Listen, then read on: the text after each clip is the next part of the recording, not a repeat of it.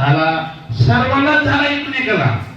ह्याने म्हणायचं तू, त्याने म्हणायचं तू, तू मला शिवणूक, तू शिवणूक. हा जो चाललेला प्रकार आहे हे माणसाने केला. आणि आता वाटतंय का मराठ्याला जातीवाद नाही झाला?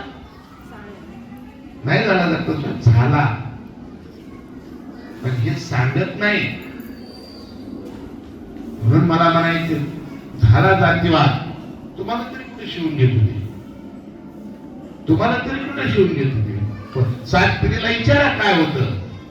त्यांना कुणाला शिवून घेत नव्हते. ही पंचांग सांगणारी माणसं ती सध्या म्हणायची तिकडे बसा. ज्यावेळेस शिवाजी महाराज का आले, त्यावेळेस बाबासाहेब का आले, महात्मा फुले का आले, हे जिजाऊ कळाली, रमाई कळाली, त्यावेळेस माणसाला कळालं की जातीवाद नाही.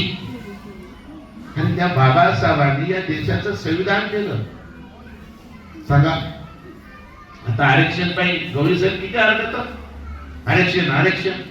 त्या काळात काय म्हणजे माहिती का, आरक्षण आम्हाला नको आहे, मागास होतेच आहे, हे का बोलायचं. आम्ही मोठे माणसं आहोत, आम्हाला 100 एकर जमीन आहे. पण त्या काळामध्ये मराठी समाजाचा मोठा किस्सा होता. बाबासाहेब संविधान घेत होते त्यावेळेस काय तिथे ध्यानात आले. बाबासाहेब संविधान घेत असताना बाबासाहेब उठले आणि थोडे बाजूला गेले आणि त्या टायमाला म्हणले ते बाबासाहेब आमच्या पायी काय लिहिलंय का त्याच्यामध्ये. बाबासाहेब म्हणजे तुमच्या पायी काय लिहायचं,